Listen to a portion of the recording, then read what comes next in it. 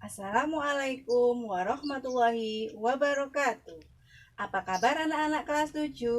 Tentunya kabar baik bukan? Jangan lupa sering-sering cuci tangan dengan menggunakan air mengalir dan sabun.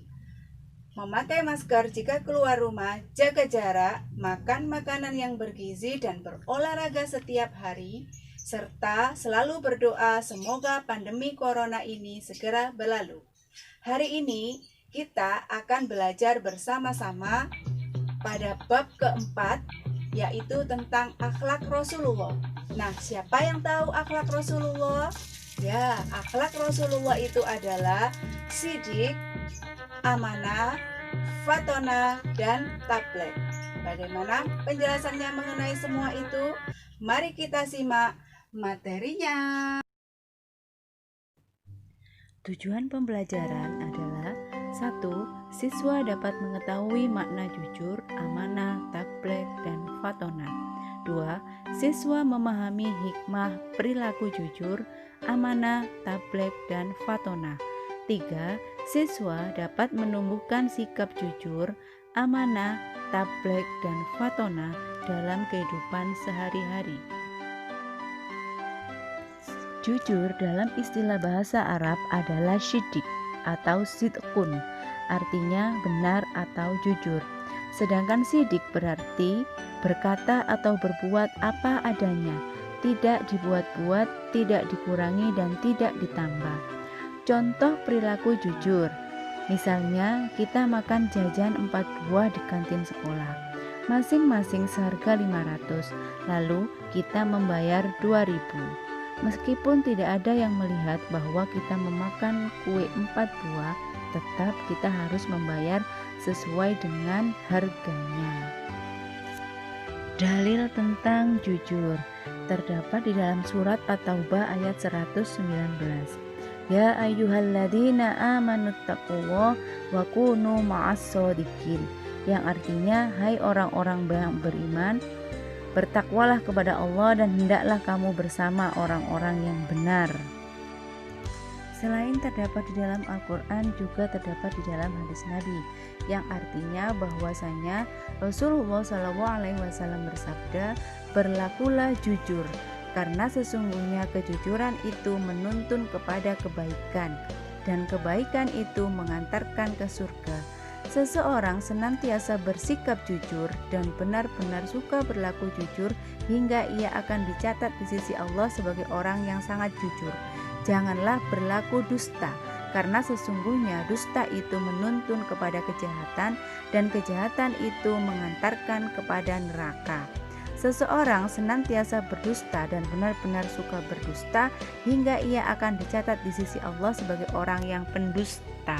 Nah, oleh karena itu senantiasalah kita selalu bersikap jujur.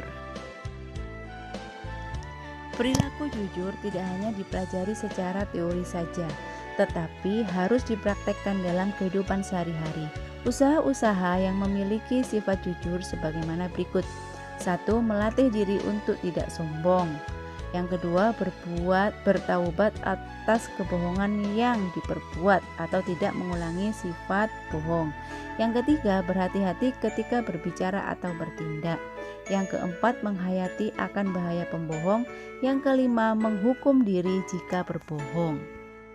Nah, jika kita telah membiasakan untuk berperilaku jujur, maka akan ada beberapa hikmah yang kita miliki jika kita memiliki sifat jujur, yaitu diantaranya 1. Hidup kita akan diridhoi oleh Allah. Yang kedua, perasaannya menjadi tenang dan tentram. Yang ketiga, mendapat balasan berupa pahala yang besar. Yang keempat, mendapatkan kemudahan di dalam hidupnya dan urusannya. Karena kalau orang jujur, maka kita akan dipercaya oleh orang lain, sehingga urusan apapun insya Allah akan mudah kita lalui. Yang keempat, selamat dari bahaya dan azab. Dan yang kelima, dapat meneladani sifat Rasul.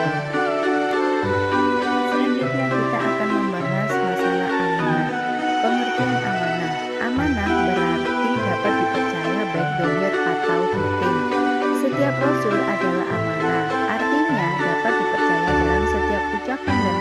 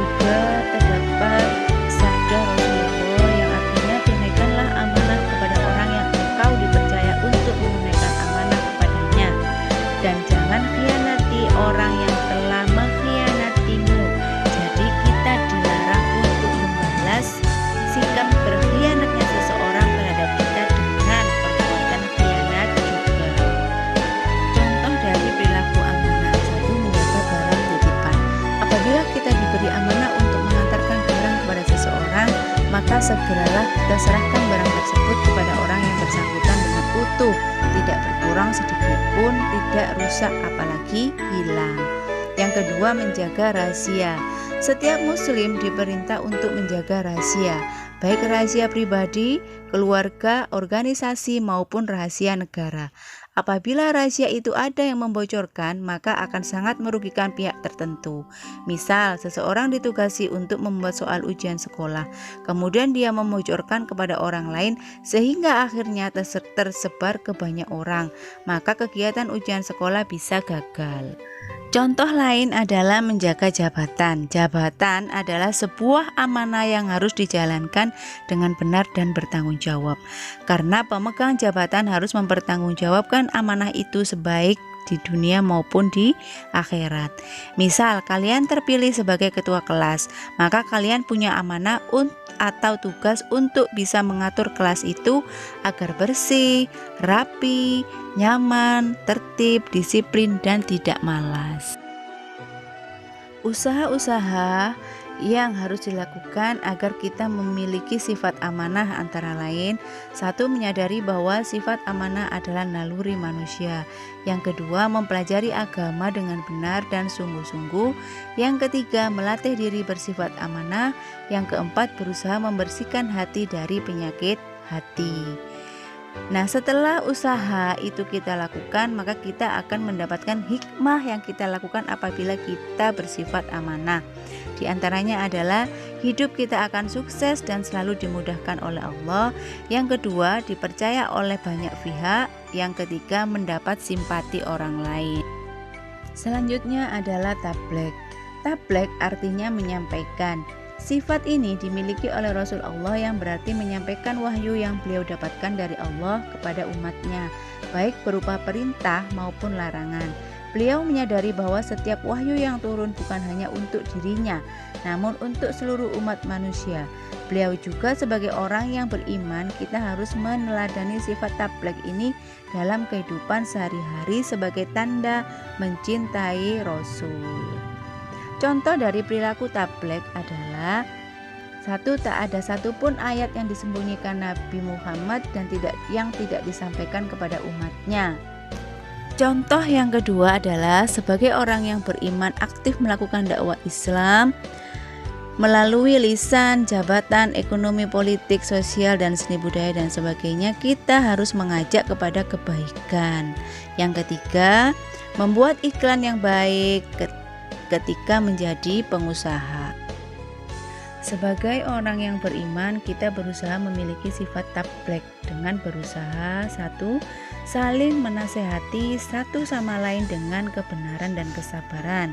Yang kedua, mengeluarkan kata-kata atau pernyataan secara benar dan sopan. Yang ketiga, tidak menyinggung perasaan orang lain dalam menyampaikan dakwah. Nah, apabila usaha-usaha itu telah kita lakukan dan kita mempunyai sifat tabligh, maka ada beberapa hikmah yang akan kita dapat, yaitu: satu, kita akan dicintai oleh Allah dan Rasul-Nya. Yang kedua, hidup kita ditolong oleh Allah karena rajin berdakwah. Yang ketiga, dipercaya banyak orang. Nah, yang terakhir yang akan kita bahas adalah fatona.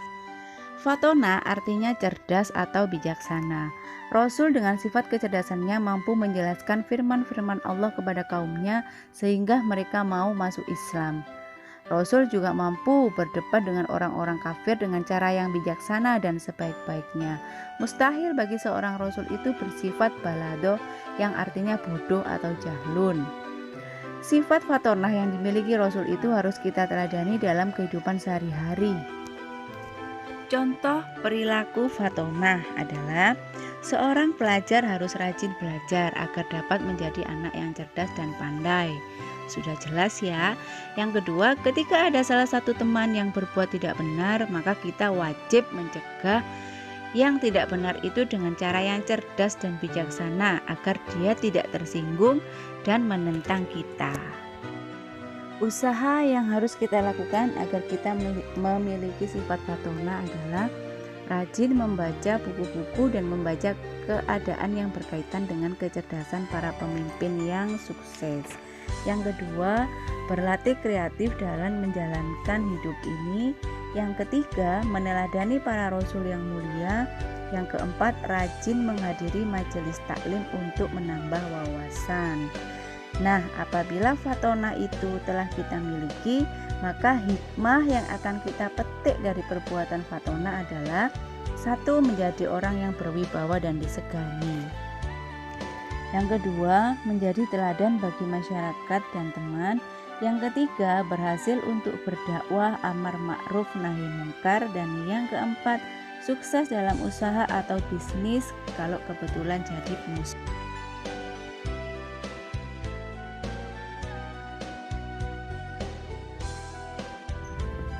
Demikian pembelajaran kita hari ini. Semoga bisa bermanfaat bagi kita semua, dan semoga kita senantiasa dapat mengamalkan atau mencontoh akhlak Rasulullah, yaitu jujur, fatona, amanah, dan tabligh. Nah, semoga kita semua bisa menjaga akhlak-akhlak tersebut dengan baik. Kurang lebihnya saya mohon maaf yang sebesar-besarnya. Wassalamualaikum warahmatullahi wabarakatuh.